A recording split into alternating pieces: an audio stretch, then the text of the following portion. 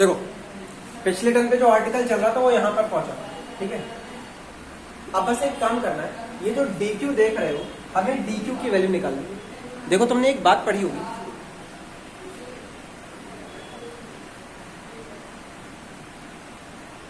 अब ठीक है, देखो तुमने वहां पे एक बात पढ़ी होगी कि हमारे पास चार्ज डेंसिटी नाम की एक वैल्यू होती है। चार्ज डेंसिटी को कहते हैं हम चार्ज अपॉन लेंथ। अगर ये चार्ज डेंसिटी लीनियर है तो, अगर ये सरफेस चार्ज डेंसिटी तो एरिया से डिवाइड करा देते हैं, अगर ये हमारे पास वॉल्यूम चार्ज डेंसिटी तो हम वॉल्यूम से डिवाइड करा देते हैं। तो अब यहाँ पे जरा समझना, अब यहाँ पर हमारे पास जो चार्ज था वो चार्ज कैसा था, वो एक लीनियर चार्ज था, ठीक है। अगर हमारे पास लीनियर चार्ज था तो हमारे पास यहाँ पे रिजल्ट आता है, ध्यान सुनना आपने, हमारे पास चार्ज डेंसिटी को लिखा कैसे आता है, लैम्डा से। तुम्हें पता है 3 चार्ज डेंसिटी होती है, लैम्डा, सिग्मा और हमारे पास आता है rho. Linear charge density, surface charge density और वॉल्यूम चार्ज डेंसिटी। ये हमारे पास कैसे आएंगे, ये हमारे पास आएगा Q अपॉन L, ये आता है हमारे पास Q अपॉन एरिया और ये आएगा हमारे पास Q अपॉन वॉल्यूम। अब जरा सुनो, हम कैलकुलेशन कैसे करें छोटे से चार्ज के लिए, तो छोटा सा चार्ज कब आएगा, जो छोटी सी लेंथ लोगे। यहां पर छोटा सा चार्ज कब आएगा, जब छोटा सा एरिया लोगे। देखो कई जगहों पर एरिया ए की जगह एस से भी रिप्रेजेंट कर देते हैं, उससे कोई फर्क नहीं पड़ता, एरिया को चाहे ए से रिप्रेजेंट करो चाहे एस से रिप्रेजेंट कर दो।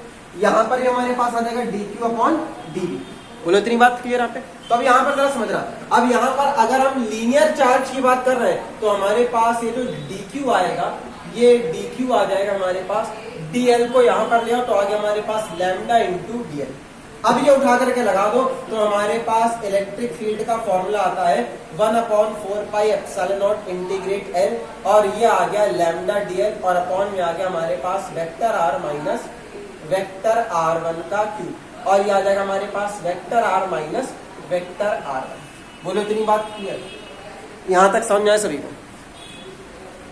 अब जरा सुनना ध्यान से, अब देखो तुम्हें प्रॉब्लम कहां पे आ रही है। मेरे हिसाब से किसी को प्रॉब्लम आ रही है कि नोट्स में डायरेक्ट फॉर्मूला लिखा था। देखो भैया नोट्स में तुम्हारे पास जो पिछले साल कराया था उसमें डायरेक्ट फॉर्मूला लिखवा दिया, ठीक है, लेकिन यहाँ पर हमने तुम्हें विद एक्सप्लेनेशन सारी चीजें कराई होंगी। और ध्यान सुनना, उसमें भी कुछ अलग नहीं है, सब कुछ वहीं से चल रहा था, बस वहां पर क्या था, वहां पर एलिमेंट्री फील्ड नहीं निकलवाई, वहां पे कंप्लीट ई निकलवा दिया था। ये ध्यान रखना, छोटी सी इलेक्ट्रिक फील्ड है, उसको जब इंटीग्रेट करोगे तब ये कंप्लीट इलेक्ट्रिक फील्ड आएगी, ठीक है।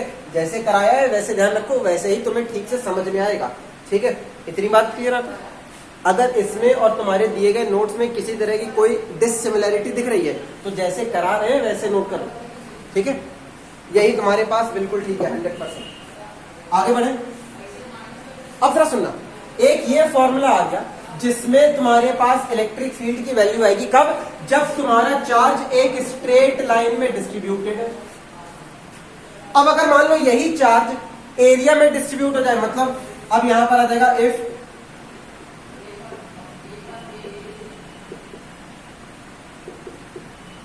distribution of charge is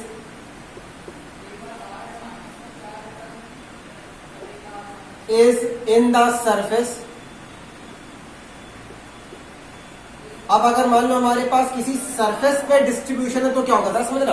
अब तुम्हें सारी चीजें दोबारा नहीं करनी, अब तुम्हें यहां पर केवल रिजल्ट निकालने। देखो जरा, अब हमारे पास चलो मान लो ये इक्वेशन नंबर 1 है, ये तुम्हारे पास रिजल्ट आ चुका है सब सॉल्व करके, बस तुम्हें यहाँ पे dq की वैल्यू निकालनी है। अगर तुम्हारे पास लीनियर डिस्ट्रीब्यूशन था तो dq इतना आ गया, अगर सरफेस डिस्ट्रीब्यूशन होगा तो यहां से जरा देखो ds यहां पर आ जाएगा, तो हमारे पास dq की वैल्यू आ गई, dq आ जाएगा हमारे पास सिग्मा इंटू ds। ये उठा करके लगा दो इक्वेशन नंबर 1 पे, तो यहां पर आ गया हमारे पास फ्रॉम इक्वेशन 1। इक्वेशन नंबर 1 पे देखोगे तो हमारे पास यहाँ पर इलेक्ट्रिक फील्ड की वैल्यू आ रही है 1/4πε0, ये आ गया इंटीग्रेट। अब वहां पर लेंथ के लिए करा दो तो यहाँ पर सरफेस एरिया के लिए करोगे, ठीक है। यहाँ पर dq की जगह आ जाएगा हमारे पास सिग्मा इंटू ds, अपॉन में आ गया vector r minus vector r1 के मॉड का क्यूब, और यहाँ पर हमारे पास vector r minus vector r1। इतनी बात क्लियर। ये हमारे पास एक और फॉर्मूला आ गया, ठीक। अब किससे बात करनी है, अब वॉल्यूम पे देखना है। वॉल्यूम पे के देखोगे तो हमारे पास सीधा सा रिजल्ट आएगा, डी क्यू की जगह आ जाएगा रो इंटू डीवी, और हमारे पास जो सरफेस इंटीग्रल है ये कन्वर्ट हो जाएगा वॉल्यूम इंटीग्रल में। तो तुम्हारे पास यहाँ पे इस तरह से 3 फॉर्मूले निकल करके आएंगे। इनको जल्दी से देखो, फिर तुम्हें यहाँ पे वॉल्यूम का कराते हैं। करो जल्दी से।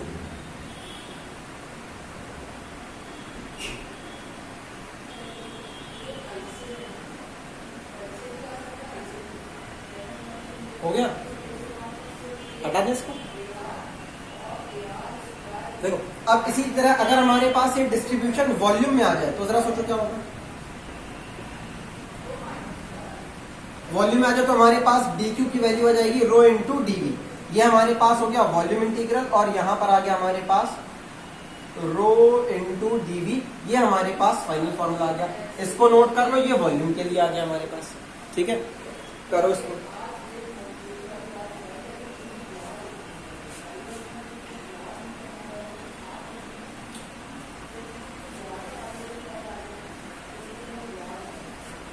हटा दें। अब ध्यान सुनना,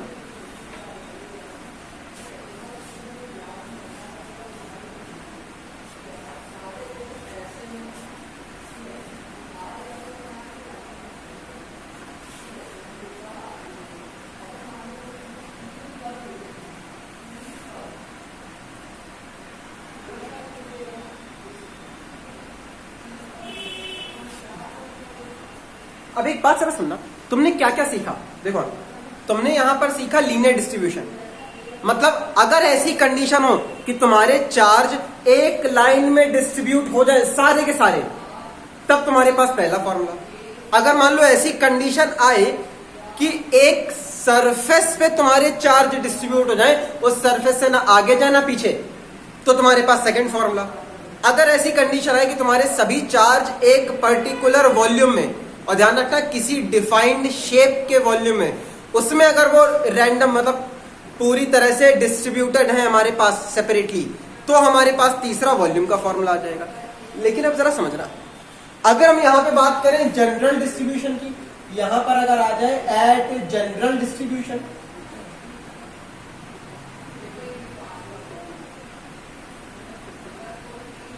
ठीक है, तो अब जरा सुनो, अगर हमारे पास जनरल डिस्ट्रीब्यूशन आ रहा है तो अब जरा समझते हैं इसके बारे में क्या मतलब। यहां पर हमारे पास बहुत सारे चार्ज होंगे और वो किसी एक पर्टिकुलर तरीके से नहीं डिस्ट्रीब्यूट है, वो कहीं पर भी हो सकते हैं। वो चार्ज हमारे पास कहीं पर भी डिस्ट्रीब्यूट हो सकते हैं। अब जरा समझना, अगर हमारे पास एक जनरल डिस्ट्रीब्यूशन आ रहा है तो इसमें क्या क्या पॉसिबिलिटी हो सकती है। देखो अब सबसे पहले तो इसमें पॉसिबिलिटी ऐसी आ सकती है कि हो सकता है कुछ चार्ज एक लाइन में पड़ रहे हैं। पॉसिबिलिटी है कि नहीं है? तो हम इनको कैसे बता देंगे? हम इनको लीनियर डिस्ट्रीब्यूशन से बता देंगे, ठीक है ना। इनसे जो इलेक्ट्रिक फील्ड आएगी उसको हम लीनियर डिस्ट्रीब्यूशन से बता देंगे। अच्छा, अब हो सकता है कुछ चार्ज एक ही सरफेस में पड़ जाएं। अगर ये एक ही सरफेस में, और ध्यान सुनना, रेगुलर तरीके से डिस्ट्रीब्यूट होना चाहिए, ठीक है। रेगुलर तरीके से अगर डिस्ट्रीब्यूट होकर के एक सरफेस में मिल गया तो हम इसको निकाल देंगे सरफेस चार्ज डेंसिटी से, जो सेकंड फॉर्मूला देखा था। अच्छा, मान लो कुछ ऐसे हो सकते हैं चार्ज जो हमारे पास किसी क्यूब में आए, मतलब किसी 3D फिगर में वो प्रॉपर तरीके से डिस्ट्रीब्यूट हो।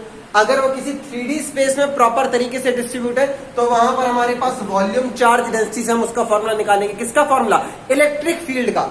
लेकिन अब एक बात समझना, जब भी जनरल डिस्ट्रीब्यूशन आता है तो जनरल डिस्ट्रीब्यूशन हमेशा तब आएगा जब इसमें कोई भी एक फॉर्मूला एक बार में अप्लाई नहीं होगा। मतलब एक बार में तुम्हें कई सारे फॉर्मूले अप्लाई करने पड़ेंगे, तब जाकर के टोटल इलेक्ट्रिक फील्ड आएगी। इसे हम कहते हैं जनरल डिस्ट्रीब्यूशन। लेकिन जरा समझना, अभी इसमें एक पॉसिबिलिटी ये भी तो है कि हमारे पास रैंडम इधर उधर 2-4 चार्ज और रखे हो, जिनको हम ना एक स्ट्रेट लाइन पे कवर कर पा रहे हैं, ना एक सरफेस में कवर कर पा रहे हैं, ना एक 3D बॉडी में कवर कर पा रहे हैं, ठीक है। तब इनका क्या? ये भी इसी डिस्ट्रीब्यूशन का हिस्सा है। तो अब एक बात समझना, अब यहां पर तुम्हें एक जनरल फॉर्मूला लिखवाने वाले हैं, वो किसी भी जनरल डिस्ट्रीब्यूशन ऑफ चार्ज की इलेक्ट्रिक फील्ड निकाल करके देता है। ध्यान सुना, ये फॉर्मूला केवल इसलिए लिखवा रहे हैं क्योंकि तुम्हारा पेपर ऑब्जेक्टिव है। ऑब्जेक्टिव है तो हो सकता है वहां पर अगर मान लो कहीं बहुत कठिन चीज आ गई तो तुम्हारे सामने होगी तो तुमने पढ़ी तो होगी, देख करके तुम गोला भराओगे वहां पे, ठीक है, टिक करके चले आओगे। अब जरा समझना पे यहां पर करने क्या जा रहा है, यहां पर कोई भी एक रैंडम डिस्ट्रीब्यूशन है हमारे पास चार्ज का, जरा समझना हमें क्या करना है, हमें चार्ज को एक पर्टिकुलर डिस्ट्रीब्यूशन में अरेंज करना है ताकि हम उसकी इलेक्ट्रिक फील्ड फाइंड आउट कर सके। इलेक्ट्रिक फील्ड निकालने के हमने 3 फॉर्मूले निकाले। तो अब जरा समझना, अब जब भी जनरल डिस्ट्रीब्यूशन होगा तो वहां पर यह पॉसिबिलिटी है कि कुछ चार्ज एक स्ट्रेट लाइन में मिल जाए। और सोचो हमेशा होगा, एक स्ट्रेट लाइन खींचोगे तो उसमें कुछ ना कुछ चार्ज तो आएंगे ही आएंगे, कुछ चार्ज एक सरफेस में मिल जाएंगे। सोचो ये भी हमेशा होगा। अगर मान लो तुम उसमें कोई भी एक, जैसे मान लो पूरे कमरे में कहीं पर भी चार्ज बिखरे हुए हैं, तुम यहां पर ला करके कोई एक सरफेस खड़ी कर दो, उसमें 10-15 चार्ज तो उस सरफेस पे आएंगे ही आएंगे। अब यहां पर एक वॉल्यूम पे भी आएगा। सोचो पूरे रूम में चार्ज बिखरे हुए हैं, तुम यहां पर कोई बॉक्स ले तो उसके अंदर कुछ ना कुछ चार्ज तो आएंगे, मतलब वॉल्यूम डिस्ट्रीब्यूशन में भी हमारे पास कुछ ना कुछ चार्ज देखने को मिलेंगे। लेकिन इतना कुछ करने के बाद भी कुछ चार्ज बचे रह जाएंगे। अब देखो क्वेश्चन ये आ रहा होगा कि अगर बचे हैं तो इनमें एक और लाइन खींच दो। भैया एक ही डिस्ट्रीब्यूशन तुम 10 बार नहीं लगा सकते, अगर 10 बार लगा सकते होते तो जैसे ये एक सरफेस है ऐसी कई सारी सरफेस लाइन से लगाते चले जाओ, सारे चार्ज अपने आप कवर हो जाएंगे। बात समझ आ रही है? यहाँ पे केवल एक बार में लाइन डिस्ट्रीब्यूशन होगा, एक बार में एक सरफेस डिस्ट्रीब्यूशन होगा, एक बार में एक वॉल्यूम डिस्ट्रीब्यूशन होगा। ठीक है, अब जरा समझना, इतने के बावजूद ये हो सकता है कि हमारे पास कुछ चार्ज बचे रह जाए। ठीक है, तो अब इनके लिए क्या करते हैं, इनके लिए हम यहां पर एक फॉर्मूला बनाते हैं, उसको जरा देखें। तो देखो हमारे पास जनरल डिस्ट्रीब्यूशन में इलेक्ट्रिक फील्ड का फॉर्मूला आता है 1/4πε0 बार। अंदर जो क्या आएगा, सबसे पहले आ गया हमारे पास लीनियर डिस्ट्रीब्यूशन के लिए आ गया, ये आ गया लैम्डा इंटू डीएल, ये आ गया लैम्डा इंटू डीएल अपॉन में आ गया mod of vector r minus vector r1 का क्यूब, और ये आ गया vector r minus vector r1। इतनी बात क्लियर है?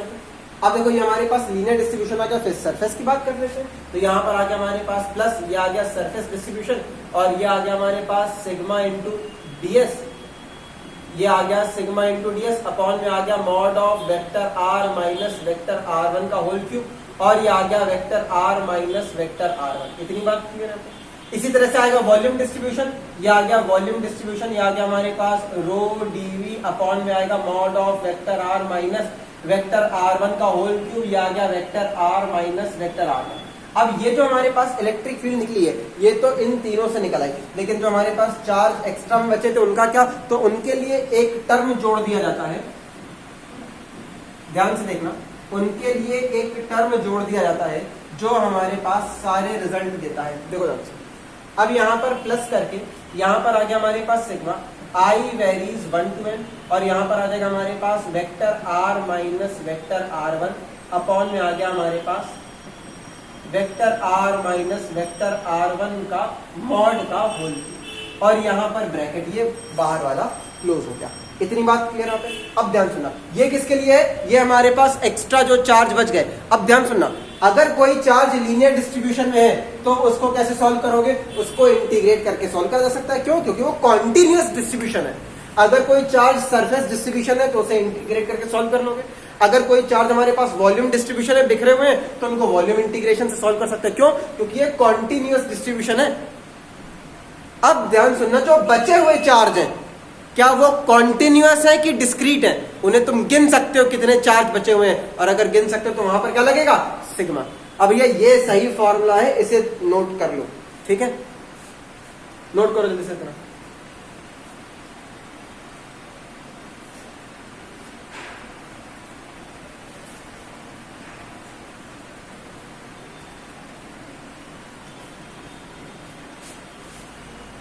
अगर नोट्स में कुछ और लिखा हो तो उसको करेक्ट कर लेना, ये तुम्हें नोट करना है।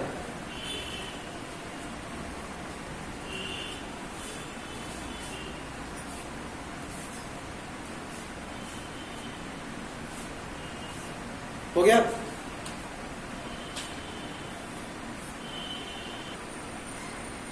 हो गया, हटा दे।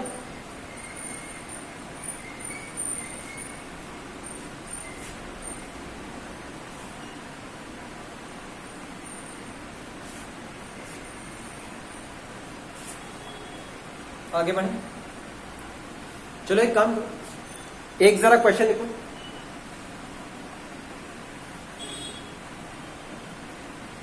लिखो two particles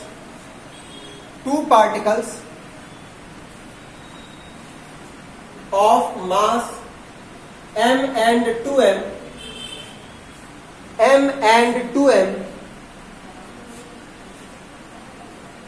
have charges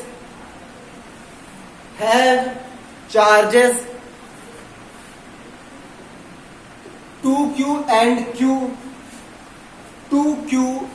q respectively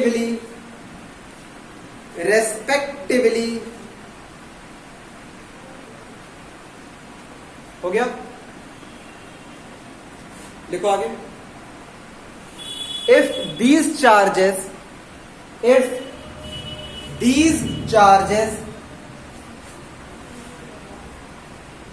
are kept in uniform electric field,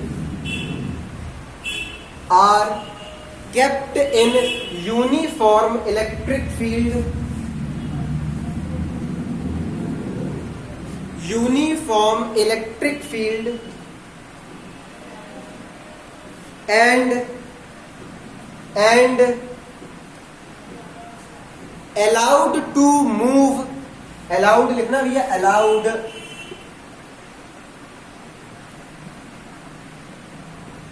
allowed to move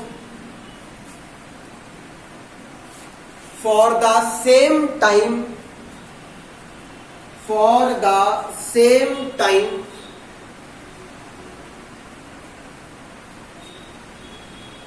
then find the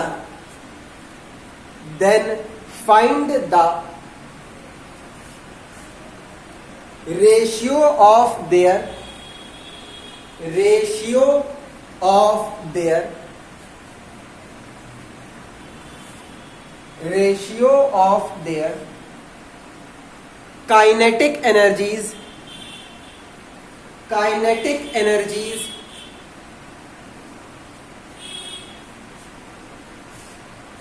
kinetic energies and also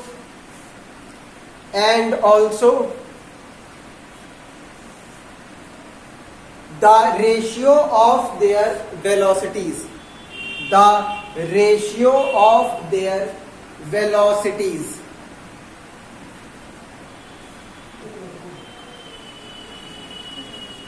हो गया।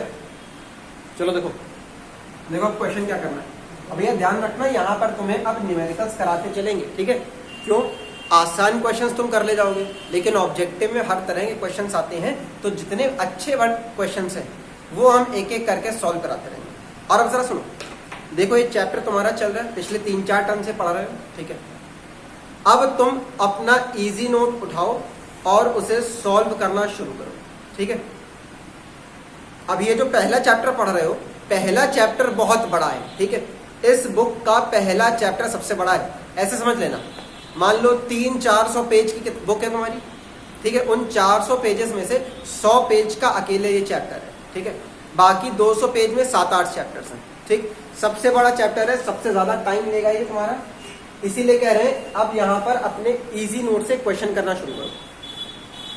जो क्वेश्चंस नहीं आ रहे हैं वो हमसे पूछ लो, लेकिन एक बात ध्यान रखना, अभी चैप्टर कंप्लीट नहीं हुआ है।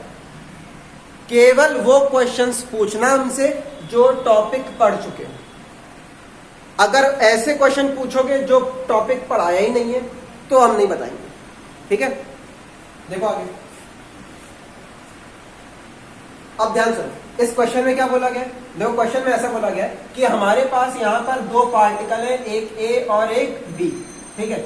ए का मास m है और इसका चार्ज दिया गया है 2q, इसका मास 2m दिया गया है और इसका चार्ज q दिया गया है। अब बोला गया है कि हमने इनको यूनिफॉर्म इलेक्ट्रिक फील्ड में रखा, मतलब ये दोनों सेम इलेक्ट्रिक फील्ड E में रखे, ठीक है। अगर रखे तो जरा समझ रहा हूं, हमने जाकर के रखा, अगर रखा तो इनिशियल वेलोसिटी 0 हुई कि नहीं हुई, बात समझे यहाँ पे। तो यहाँ पे सबसे पहले तो एक बात समझ लेना, हमारे पास u1 u2 बराबर 0, दोनों का हमारे पास इनिशियल वेलोसिटी, दोनों की इनिशियल वेलोसिटी हमारे पास 0 हो गई। ठीक है, और आगे समझते हैं क्या, आगे देखो और क्या मिलेगा।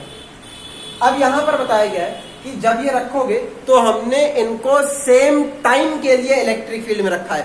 मतलब मान लो अगर टी टाइम के लिए ये रखा गया तो ये भी टी टाइम के लिए ही रखा जाएगा। बात समझे यहाँ पे, टी टाइम के लिए इसको रखोगे तो टी टाइम के लिए इसको भी रखना पड़ेगा। ठीक, अब इसके बाद टी टाइम के बाद अब हमें इनकी काइनेटिक एनर्जी का रेशियो निकालना है। किधर सुनना, अगर इलेक्ट्रिक फील्ड में रखोगे तो चार्ज मूव करता है, ये मूव करेगा, ये मूव करेगा, लेकिन दोनों के चार्ज अलग अलग है, मास अलग अलग है, तो दोनों का मोशन भी अलग अलग आएगा और वेलोसिटी अलग अलग आएगी। इसकी वजह से एनर्जी भी अलग अलग आएगी। तो हमें यही काम करना है, हमें यहाँ पर ये एनर्जी का रेशियो निकालना है और वेलोसिटी का रेशियो निकालना है। चलो देखो अब क्या कर सकते हैं, कैसे। देखो सबसे बढ़िया तरीका तो यही है, जब भी न्यूमेरिकल प्रैक्टिस करवाएं तो न्यूमेरिकल प्रैक्टिस में सबसे अच्छा तरीका, तुमने क्वेश्चन पूरा समझ लिया, अब वीडियो पॉज करो, थोड़ी देर के लिए पेन और दिमाग चलाओ। ठीक है, देखो कहां तक पहुंच रहे हो, अपने आप किस हद तक जा पा रहे हो। ठीक है, फिर उसके बाद देखो हमारे पास क्या होता है। बाकी जिनको नहीं करना वो यही देखो, देखो आगे। अब एक बात समझते हैं, चलो मान लिया इस पर फोर्स F1 लग जाएगा, इस पर फोर्स F2 लग जाएगा, इसका एक्सेलरेशन A1 हो गया, इसका एक्सेलरेशन A2 हो गया। तो जरा समझना, सबसे पहले तो फोर्स के बारे में सोचो, फोर्स कितना लगेगा। इस पर चार्ज 2q है, इलेक्ट्रिक फील्ड E है, तो फोर्स लगेगा 2q इंटू ई। तो यहां पर जरा समझना, F1 हो गया हमारे पास 2q इंटू ई। अच्छा जरा सोचो ये F1 किसके बराबर होगा, अगर इसका मास m है, एक्सेलरेशन A1 है, तो न्यूटन के अकॉर्डिंग जो फोर्स लगता है वो हमेशा m और a के बराबर होता है। तो यहां से जरा समझना, यहां से A1 की वैल्यू निकाली जा सकती है। यहां से अगर A1 निकालोगे तो कितना आएगा, देखो 2qe बराबर ma, m से डिवाइड करा दो तो आ गया 2qe और अपॉन में आ गया m। बोलो इतनी बात क्लियर है। अब सन एक बड़ा सा क्वेश्चन ये आता है कि हम ये एक्सेलरेशन क्यों निकाल रहे हैं। अरे भैया एनर्जी चाहिए, एनर्जी के लिए वेलोसिटी चाहिए, वेलोसिटी के लिए एक्सेलरेशन चाहिए। अगर एक्सेलरेशन मिल गया तो क्या लगता है, ये इक्वेशन यूज कर सकते हो, v = u + at, यहां से वेलोसिटी आ जाएगी। ठीक है, तो अब जरा समझना, हमने यहां पर पहले का एक्सेलरेशन निकाला, इसी तरह से दूसरे का भी एक्सेलरेशन निकाला जा सकता है। देखो ये हमारे पास फर्स्ट इक्वेशन आ गई। जरा F2 के बारे में सोचो, यहां पर फोर्स कितना लगेगा, charge Q, electric field E, तो यहां पर हमारे पास फोर्स आ गया Q इंटू E। अब यहां पर मास कितना 2m, एक्सेलरेशन A2 माना हुआ है, तो ये हो गया हमारे पास 2m इंटू A2। अब जरा सोचो, अगर तुम्हें यहाँ पर A2 निकालना तो A2 कैसे आएगा, QE में डिवाइड करा दो यहाँ पर 2m से, तो ये हमारे पास आ गया A2। बोलो इतनी बात क्लियर, ये फर्स्ट रिजल्ट आ गया, ये सेकंड रिजल्ट आ गया। अब सोचो अब क्या करना, अब हम वेलोसिटीज निकाल सकते हैं। ठीक है, चलो जरा देखते हैं आगे। तो यहां पर आएगा वेलोसिटीज ऑफ पार्टिकल्स।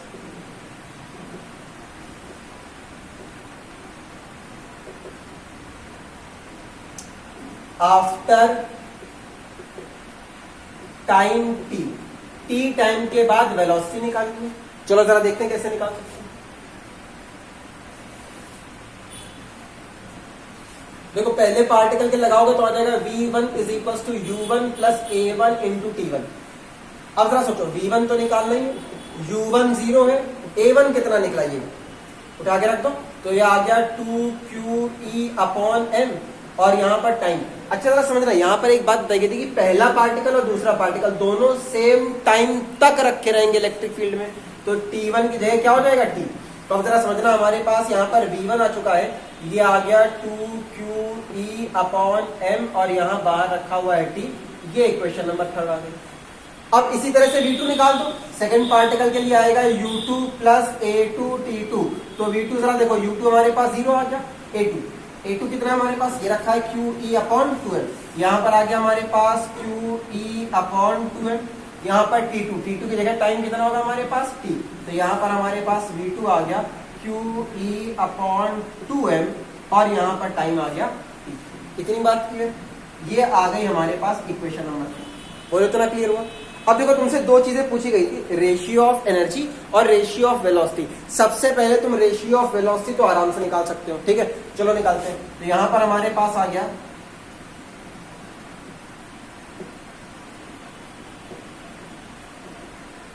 देखो जरा ध्यान से, रेशियो ऑफ वेलोसिटीज ये हटा दें, ये जिसे नोट करना हो नोट कर लो, ये तुम्हें समझाने के लिए बताया कि क्या क्या हो रहा है इसमें। हटा दें।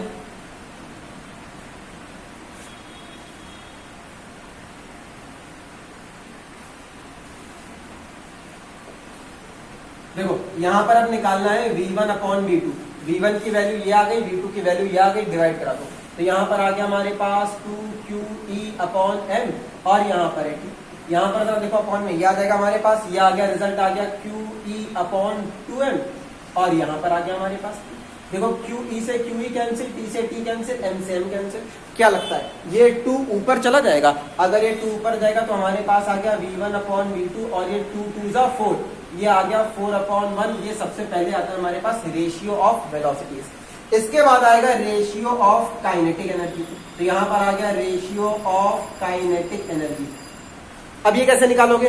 देखो यहाँ पे, चलो ये मान लिया k1 upon k2, kinetic energy का फॉर्मूला होता है हाफ mv स्क्वायर। सोचो पहले वाले पार्टिकल का मास कितना था? m। पहले वाले पार्टिकल का मास है m, तो हाफ mv1 स्क्वायर। दूसरे वाले पार्टिकल का मास 2m दिया हुआ है, अगर ये 2m दिया गया तो हाफ, यहाँ पर आ गया हमारे पास 2m और ये आ गया v2 स्क्वायर। बोलो इतनी बात क्लियर? यहां तक समझ आया? अच्छा तरह समझना। देखो इसको थोड़ा आसानी से कर सकते हो। सबसे पहले 1/2 से 1/2 कैंसिल, यहाँ m से m कैंसिल, तो रेशियो कितना बचा? यहाँ 1/2। यहाँ क्या बचा? यहाँ बचा v1 square upon v2 square. इसको एक साथ लिख सकते हो, क्या लिख सकते हैं? v1 अपॉन v2 का होल स्क्वायर। अच्छा ध्यान से देखो, v1 अपॉन v2 तो निकाल के लाए हो, 4 अपॉन 1 अप्लाई करा दो, ये आ गया 1 अपॉन 2, यहाँ पर आ गया 4 अपॉन 1 का होल स्क्वायर। 4 का स्क्वायर 16, 16 को 2 से काट दो, 8 बचेगा। तो यहाँ पर हमारे पास रेशियो आ गया 8 अपॉन 1। ये हमारे पास दोनों आंसर्स आ गए। ठीक है, तो ध्यान रखना वेलोसिटी का रेशियो 4 अपॉन 1 आ गया, जबकि काइनेटिक एनर्जी का रेशियो 8 अपॉन 1। दिख रहा है ना सबको नीचे तक? शुरू हो जाओ, चलाओ पेन। अच्छा बताना कोई इस आंसर तक पहुंचा कि नहीं पहुंचा?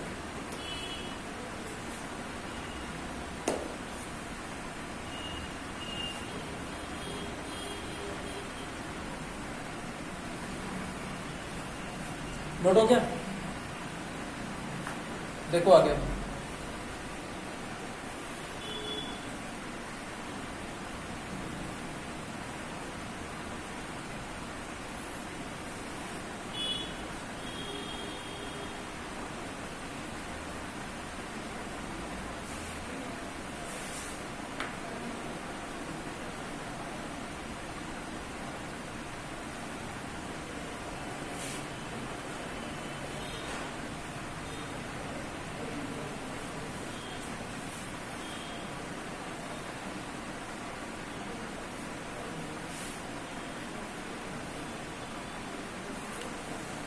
देखो आगे,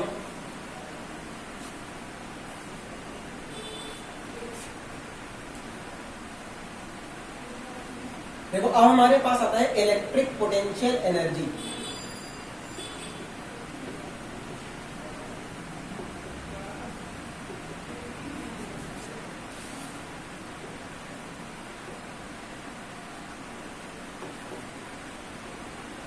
ठीक है, हमारे पास अब आती है इलेक्ट्रिक पोटेंशियल एनर्जी। देखो हमारे पास इलेक्ट्रिक पोटेंशियल एनर्जी का फॉर्मूला होता है, सबसे पहले इसको U से रिप्रेजेंट करते हैं। ठीक है, फॉर्मूला आता है हमारे पास 1/4 pi epsilon not Q1 Q2 upon R। ठीक है, अब यहाँ पर ये Q1 Q2 क्या होंगे? यहाँ पर हमारे पास चार्ज Q1 है, ये Q2 है, इनके बीच की डिस्टेंस हमारे पास R है। ठीक है, तो हमारे पास ये पोटेंशियल एनर्जी का फॉर्मूला आता है। अब देखो, अगर तुम अपने नोट्स में देखोगे तो उसमें हो सकता है उसमें पूरा डेरिवेशन कराओ। ठीक है, लेकिन जरा समझना वो डेरिवेशन यहां पर तुम्हें करना नहीं है, केवल तुम्हें फॉर्मूला ध्यान रखना है। अब जरा समझना, देखो ध्यान से, यहां पर हम तुम्हें जिस तरह से पढ़ा रहे हैं और नोट्स में जिस तरह से है उसमें कुछ अलग है। ऐसा क्यों? देखो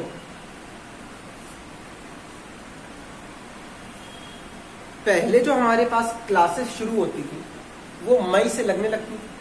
ठीक है, 2 या 3 मंथ पढ़ करके ये शुरू कर देते थे। तब तक कुछ क्लियर नहीं होता था कि पेपर कौन सा ऑब्जेक्टिव है। ठीक है, अब काफी लेट हो गया है, पेपर क्लियर है कि हमारे पास यही ऑब्जेक्टिव होगा, तो तुम्हें इसको ऑब्जेक्टिव की तरह ही पढ़ना है। ठीक है, बेकार के डेरिवेशन करा करके लोड नहीं डालेंगे, ठीक है। आगे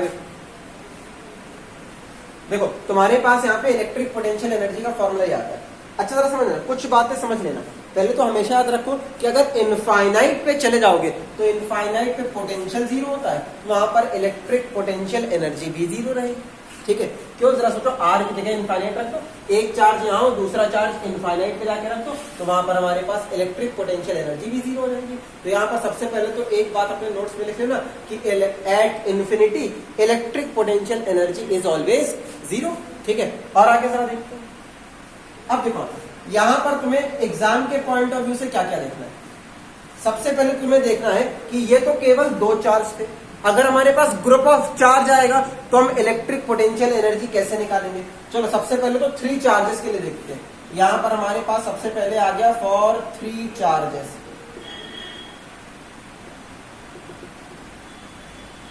चलो मान लो इस तरह से हमारे पास 3 चार्ज आ गए, Q1, ये आ गया Q2, ये आ गया हमारे पास Q3। चलो यहाँ पर डिस्टेंस मान लेते हैं, ये R1, ये R2 और ये R3।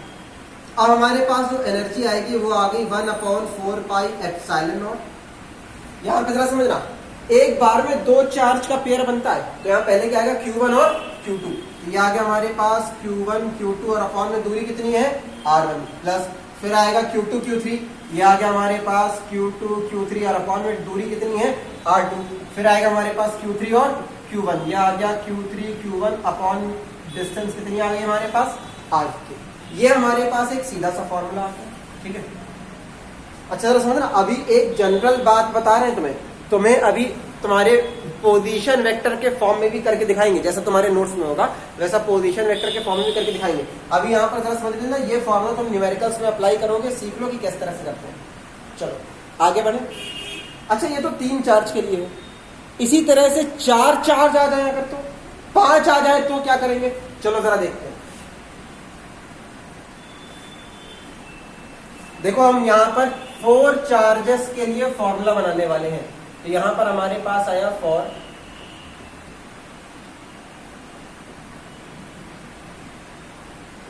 4 चार्जेस। अगर हम 4 चार्जेस की बात करें तो जरा सुनना, अब यहां पर हमने Q1 ले लिया, एक ये Q2 ले लिया, ये Q3 आ गया, ये हमारे पास Q4 आ गया, ये डिस्टेंस R1 R2, या एक काम कर लेते हैं, चलो हम स्क्वायर मान लेते हैं, इससे जरा चीजें आसान हो जाएंगी।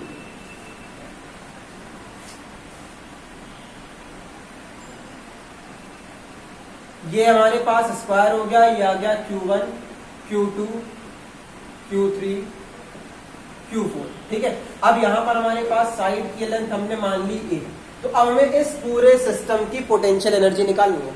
कैसे निकलेगी जरा समझना, तुम्हें यहाँ पर 2-2 करके पेयर बनाने हैं, बस चार्जेस के पेयर बनाते हो तो तुम्हारे पास फॉर्मूला तैयार हो जाएगा। तो यहाँ पर फॉर्मूला आ जाएगा 1/4 पाई एप्सिलॉन नॉट, चार्ज लो, यहाँ पर आ गया Q1 Q2, इनके बीच की दूरी A, तो ये आ गया हमारे पास Q1 Q2 upon A plus, आगे जरा देखो Q2 और Q3 आएगा, ये आ गया हमारे पास Q2 Q3 अपॉन A, 3 और 4 आ जाएगा, फिर 4 और 1 आ जाएगा, ये आ गया Q3 Q4 अपॉन A।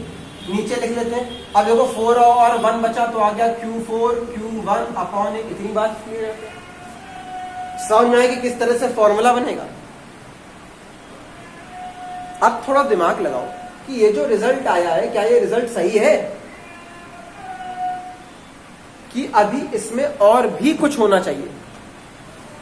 देखो ध्यान से, क्या लगता है Q1 का क्या Q3 के साथ पेयर बना, क्या नहीं बना ना, हमें तो एक चार्ज का सबके साथ पेयर बनाना है। देखो Q1 Q2 के साथ है, Q1 Q4 के साथ है, Q1 Q3 के साथ नहीं है। इसी तरह से सोचो, क्या लगता है Q4 और Q2 का कोई पेयर बना, नहीं बना, तो अब इनके पेयर बनाओ तब जाकर के फाइनल रिजल्ट आएगा। अच्छा इनके बीच में दूरी कितनी होगी, अगर ये A तो आ गया ये √2A। इतनी बात क्लियर है यहाँ पे। तो अब जरा सुनना, यहाँ पर हमारे पास कितना आ गया Q1 और Q3, तो आ गया Q1 Q3 और अपॉन में कितना आएगा √2A। एक टर्म और बचा है, उसे भी लिख लो, ये आ गया Q2 और Q4, तो आ गया हमारे पास Q2 Q4 और अपॉन में आ गया √2A। बोलो इतनी बात समझे यहाँ पे, ये हमारे पास फाइनल फॉर्मूला आया पोटेंशियल एनर्जी का। इतना क्लियर सभी को। नोट करो। और एक बात जरा समझना, अब मेन बात है कि कहो हमें कैसे पता चलेगा कि 6 पेयर आएंगे। ठीक है, या तो हर तरह के फिगर की प्रैक्टिस करियो तो पता चल जाएगा। लेकिन जरा समझना, थोड़ा सा दिमाग लगाओ, यहां पर कितने चार्ज हैं? 4 हैं। 4 में से कितने का पेयर बनाना है? 2-2 का पेयर बनाना है। तो देखो तुमने कॉम्बिनेशन पढ़ा हुआ है मैथमेटिक्स में 4C2। 4 में से अगर 2-2 के पेयर बनाओगे तो कितने पेयर बनने चाहिए? जरा अप्लाई करो। फैक्टोरियल 4/2 और ये 4 - 2 का फैक्टोरियल, ऐसे तो होता है। फैक्टोरियल 4 की वैल्यू कितनी होती है? 24। नीचे जरा देखो, ये 2 और ये भी 2 फैक्टोरियल की वैल्यू 2। 4 से काट दो, कितना आ गया? 6। तो यहाँ पे हमेशा ध्यान रखना, इस तरह से रिजल्ट निकाल सकते हो। यहाँ क्या कर रहा था? 3 में से 2 लिए, तो यहाँ पर रिजल्ट आया 3C2। 3C2 की वैल्यू 3 होती है, सॉल्व करके देख लेना, तो 3 पेयर बने। ठीक है, तो यहाँ पर अगर मान लो तुम्हारे पास एग्जाम्पल के तौर पे ज्यादा चार्ज आ जाते हैं, 5-6 आ जाते हैं, तो सबसे पहले तुम्हें यही देखना पड़ेगा कि कितने पेयर बनेंगे। अगर इतना देख लिया कि कितने पेयर बनेंगे, तुम डायरेक्ट टिक कर सकते हो वहां पे। ठीक है, इसलिए याद रखना। वैसे इस तरह का क्वेश्चन आएगा नहीं, क्वेश्चन तुम्हारे पास मिलेगा ज्यादा से ज्यादा ट्राइंगल या स्क्वायर का, इससे ज्यादा का नहीं मिलेगा। ठीक है, और मिलेगा भी तो ये तुम्हें फॉर्मूला थोड़ा ना ढूंढना होगा, तुम्हें तो सॉल्व करना होगा। सबसे पहले सॉल्व करने के लिए फॉर्मूला बनाना आना चाहिए कि फॉर्मूला कैसे बनाते हैं। ठीक है, नोट कर लो, नोट करो, फिर आगे बढ़ते हैं। फिर इसके बाद पोजीशन वेक्टर पे चलते हैं कि पोजीशन वेक्टर को हम कैसे निकालेंगे फॉर्मूला।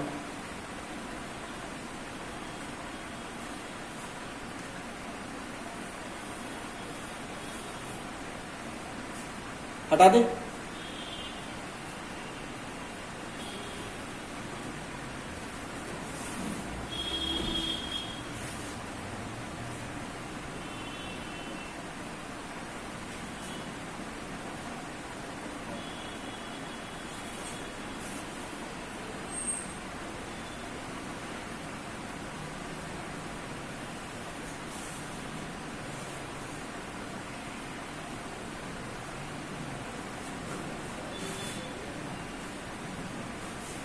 आगे देखो,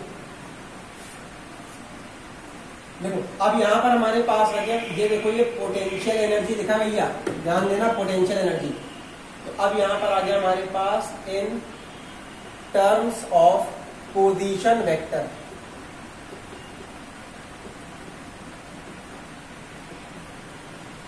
चलो जरा देखो, तो एक काम कर लिया, ये हमारे पास एक्स और वाई एक्सिस है, हम इसमें 3 चार्ज ले लेंगे।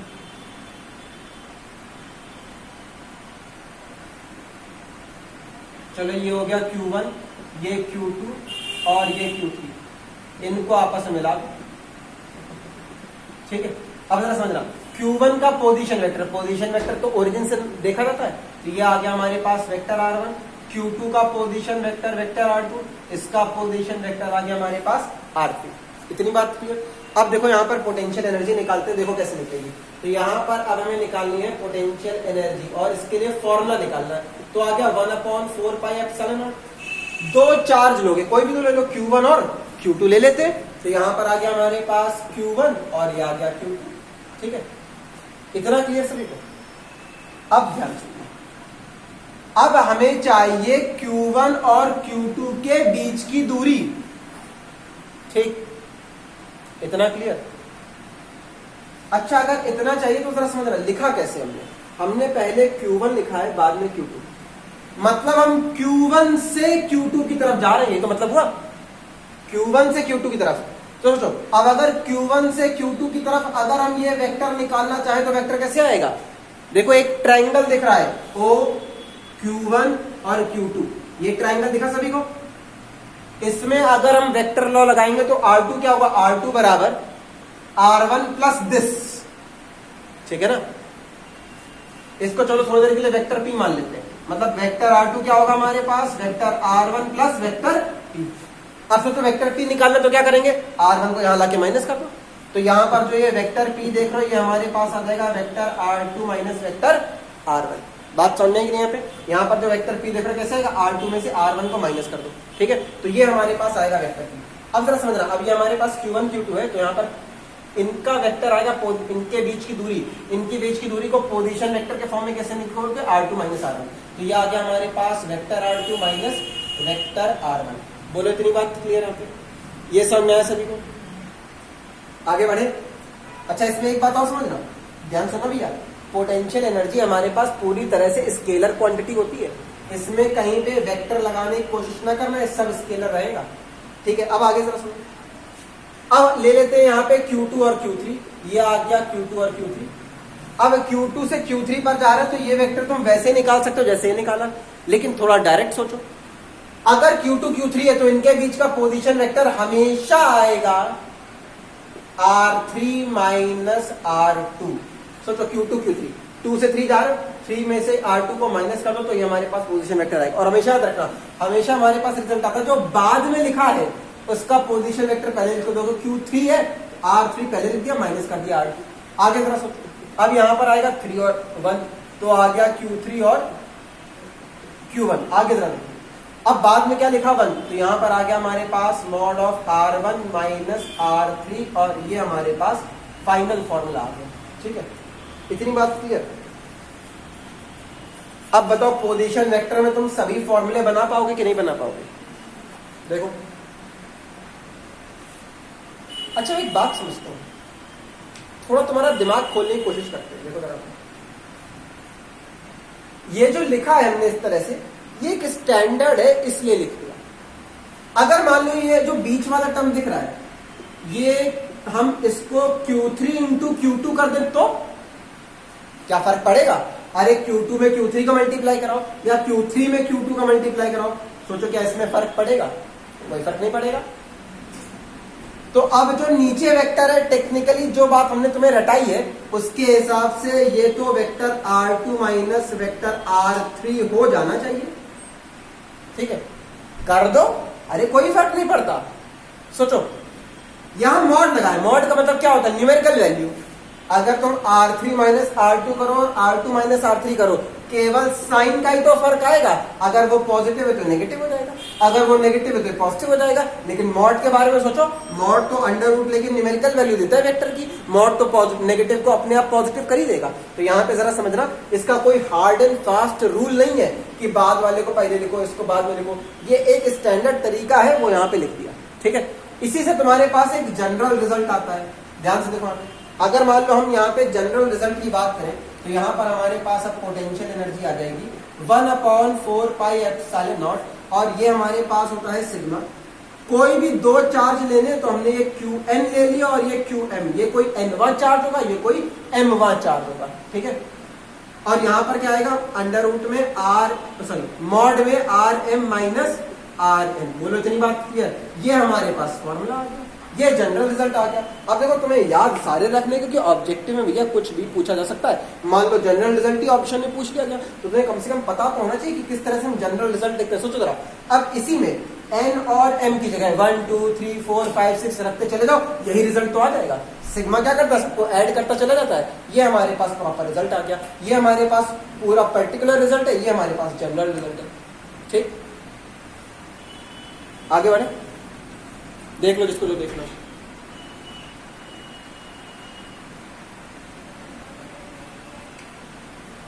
हटा दे इसको।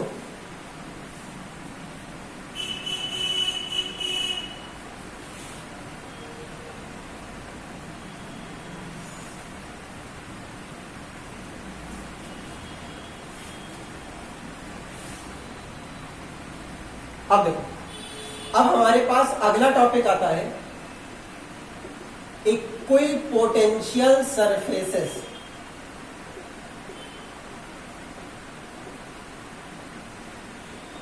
देखो, अब यहां पर आता है हमारे पास इक्विपोटेंशियल सरफेसेस। अच्छा, हिंदी में अगर किसी को लिखना हो तो लिख लेना, हिंदी में इसे कहते हैं समविभव पृष्ठ, क्योंकि तुमने 12th में हिंदी में ही पढ़ा होगा। ठीक है, इसे कहते हैं हम समविभव पृष्ठ। अच्छा देखो, नाम से तुम डेफिनेशन तो तैयार कर सकते हो।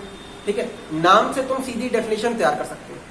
ऐसी सरफेस जहां पर हर एक पॉइंट पर पोटेंशियल इक्वल हो, विभव समान हो, तो हम उन्हें कहते हैं इक्विपोटेंशियल सरफेस। बोलो, ये तो हुआ ना, एक ऐसा सरफेस जहां पर हम हर एक पॉइंट पर पोटेंशियल बराबर रख पाए, तो वो होती है इक्विपोटेंशियल सरफेस। सबसे पहले तो हम देखते हैं कि इक्विपोटेंशियल सरफेस कब मिलेंगी, कहां मिलेंगी, कैसे मिलेंगी। देखो ध्यान से, अच्छा जरा समझ रहा। सबसे पहले तो इक्विपोटेंशियल सरफेस हमेशा 3 शेप की होंगी। एक आती है हमारे पास स्फेरिकल, फिर आएगी हमारे पास सिलेंड्रिकल, और तीसरी आती है प्लेन। प्लेन के बारे में अभी बाद में बात करेंगे, ठीक है। यहां पर ध्यान रखें, स्फेरिकल इक्विपोटेंशियल सरफेस कब मिलती है? देखो यहां पर हमारे पास अगर पॉइंट चार्ज है तो एक काम करते हैं, हमने इसके चारों तरफ एक स्फीयर बना दिया। भैया ये स्फीयर है, ध्यान रखना, सर्कल नहीं। इसके चारों तरफ हमने एक गोला बना दिया। अगर मान लो हम इस पॉइंट चार्ज से पोटेंशियल निकाले तो पोटेंशियल कितना होगा? 1/4πε0 Q/r होता है पोटेंशियल का फॉर्मूला। अब पोटेंशियल कब बदलेगा? जब या तो चार्ज बदल दो या दूरी बदल दो, तभी तो बदलेगा। चार्ज कांस्टेंट है। सोचो अगर अब तुम इस सरफेस पे कहीं पर भी कोई भी पॉइंट ले लो तो क्या लगता है? सबकी दूरी लगातार r होगी। मतलब इस पूरे गोले पे, स्फीयर है स्फीयर, इस पूरे स्फीयर में तुम कोई भी पॉइंट ले लो तो हमेशा वो r कांस्टेंट रखेगा। अगर सभी पॉइंट के लिए r कांस्टेंट रखेगा तो इस सभी पॉइंट पे पोटेंशियल कांस्टेंट हो गया। तो एक बात ध्यान रखना, अगर हमारे पास कोई पॉइंट चार्ज है तो पॉइंट चार्ज के लिए इक्विपोटेंशियल सरफेस की हमारे पास स्ट्रक्चर कैसी होती है? स्फेरिकल। इसका शेप कैसा होता है? स्फेरिकल गोलाकार। याद रहेगा। आगे देखो, अब देखो सिलेंड्रिकल कैसे आता है। अच्छा ध्यान रखना, तुम्हारे पास नोट्स में कुछ डायग्राम बना होगा, डायग्राम तुम्हारे पास कुछ ऐसा बना होगा। देखो नोट्स, अब ये हमारे पास पॉजिटिव चार्ज है, इसके चारों तरफ तुम स्फीयर बनाते चले जाओ। जितने स्फीयर बनाते चले जाओगे ये सब अलग अलग इक्विपोटेंशियल सरफेस होंगी। इसकी रेडियस कुछ r1, इसकी रेडियस कुछ r2, इसकी रेडियस हमारे पास कुछ r3, ठीक है। ये हमारे पास सब अलग अलग रेडियस के हैं, लेकिन जरा समझना, एक स्फीयर की रेडियस कांस्टेंट। तो अब ये एक इक्विपोटेंशियल सरफेस, मतलब इस पूरे सरफेस पे पोटेंशियल v1 रहेगा, अगले पूरे सरफेस में पोटेंशियल v2 रहेगा और बाहर वाले सरफेस में v3। इनके पोटेंशियल आपस में बदलते रहेंगे। ध्यान सुनना, जब एक इक्विपोटेंशियल सरफेस से दूसरे में जाओगे तो पोटेंशियल बदलेगा, लेकिन अगर एक ही में रहोगे तो पोटेंशियल हमेशा कांस्टेंट बना रहेगा। इतनी बात क्लियर। तो यहाँ पर हमारे पास इस सरफेस में पोटेंशियल हमेशा कांस्टेंट, दूसरे वाले में फिर हमेशा कांस्टेंट, तीसरे वाले में फिर हमेशा कांस्टेंट। ये बात समझ आ रही सबको कि नहीं आ रही यहाँ पे? तो ये हमारे पास होती है इक्विपोटेंशियल सरफेस, और अगर पॉइंट चार्ज है तो इसका शेप कैसा रहेगा? स्फेरिकल। ठीक, आगे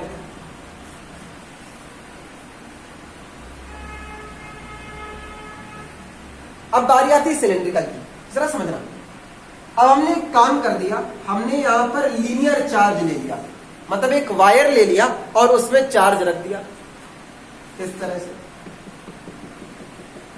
अब सोचो यहां पे क्या होगा, ध्यान सुनना। मान लो एक वायर है, एक पतला सा वायर है और इसमें चार्ज है, तो सोचो इलेक्ट्रिक फील्ड कैसे निकलेगी? इलेक्ट्रिक फील्ड यहां से चारों तरफ बाहर की ओर निकलेगी इस तरह से। सोचो यहां से बाहर की तरफ निकलेगी इलेक्ट्रिक फील्ड, यहां से इस तरह से खुल करके ऊपर की तरफ। बात समझिए यहाँ पे? मतलब ये हमारे पास है, यहां से ऊपर की तरफ जाएगी, नीचे की तरफ जाएगी, इस तरफ जाएगी, इस तरफ जाएगी, हर तरफ इलेक्ट्रिक फील्ड फैलेगी, क्योंकि पॉजिटिव चार्ज है, पॉजिटिव चार्ज से इलेक्ट्रिक फील्ड बाहर की तरफ जाती है। तो अब एक बात समझते हैं, हमें एक ऐसी सरफेस चाहिए जो इस पूरे वायर से इक्वल डिस्टेंस पे रहे, और वो तुम्हें दिख रहा होगा। क्या मिल सकती है? एक सिलेंडर मिल सकता है यहाँ पे। अगर तुम इसके चारों तरफ इस तरह से एक सिलेंडर बना दो तो सोचो सिलेंडर यहां से r दूरी पर, यहां से r दूरी पर, हर बार डिस्टेंस बराबर। अगर डिस्टेंस बराबर और सिलेंडर के अंदर चार्ज बराबर है तो हमारे पास हर एक पॉइंट पर पोटेंशियल बराबर हो गया। अगर पोटेंशियल बराबर हो गया तो ये भी क्या हो गया हमारे पास? Equipotential surface. सोचो रहा, यहां से इलेक्ट्रिक फील्ड हर बार बाहर की तरफ निकलेगी। बात समझिए यहाँ पे? इतनी बात क्लियर है? अब ये याद हुआ कि हमारे पास सिलेंड्रिकल इक्विपोटेंशियल सरफेस कब आएगी और स्फेरिकल कब आएगी।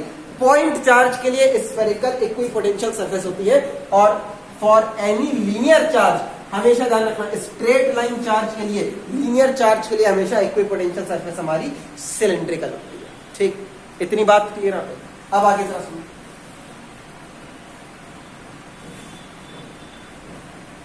अब ये हमारे पास प्लेन सरफेस कब आएगा? अब एक बात ध्यान रखना, तुम्हारा अगर ऑब्जेक्ट, ठीक है, बहुत ज्यादा डिस्टेंस पे है तो हमारे पास जो इक्विपोटेंशियल सरफेस आती हैं वो प्लेन आती है। कैसे जरा समझते हैं? देखो ध्यान से, जैसे मान लो ये हमारे पास पॉइंट चार्ज है, और ये हमारे ये पॉइंट चार्ज है, ये हमारे पास पॉइंट पी है, ठीक है। अब सोचो इससे निकलने वाली इक्विपोटेंशियल सरफेस कुछ इस तरह से यहां से ऐसे पास होगी, ऐसी तो एक स्फीयर बना दोगे, ये क्या होगा, ये इस पॉइंट चार्ज की इक्विपोटेंशियल सरफेस है। बात समझा रही कि नहीं आ रही है? अब जरा समझना ध्यान से। अच्छा, जब तुम यहां पे बहुत ज्यादा दूर रहोगे तो स्फीयर का एक छोटा सा हिस्सा इस पे जाएगा, और तुम्हें बता चुके स्फेरिकल या कर्व कुछ भी होता है उसका एक छोटा सा पार्ट हमेशा लगभग प्लेन होता है। तो ये हमारे पास कैसे इक्विपोटेंशियल सरफेस को देखेगा, ये प्लेन इक्विपोटेंशियल सरफेस को देखेगा। इतनी बात क्लियर, ठीक है। तो एक काम करना, अब तुम क्वेश्चंस प्रैक्टिस करना शुरू करो, ठीक है। अगले टर्न पे जब आएंगे तो अगले टर्न पे इक्विपोटेंशियल सरफेस की प्रॉपर्टीज कराएंगे कि इसमें हमारे पास कैसी कैसी क्या क्या प्रॉपर्टीज आती है, ठीक है। और फिर इसी में आगे बढ़ेंगे।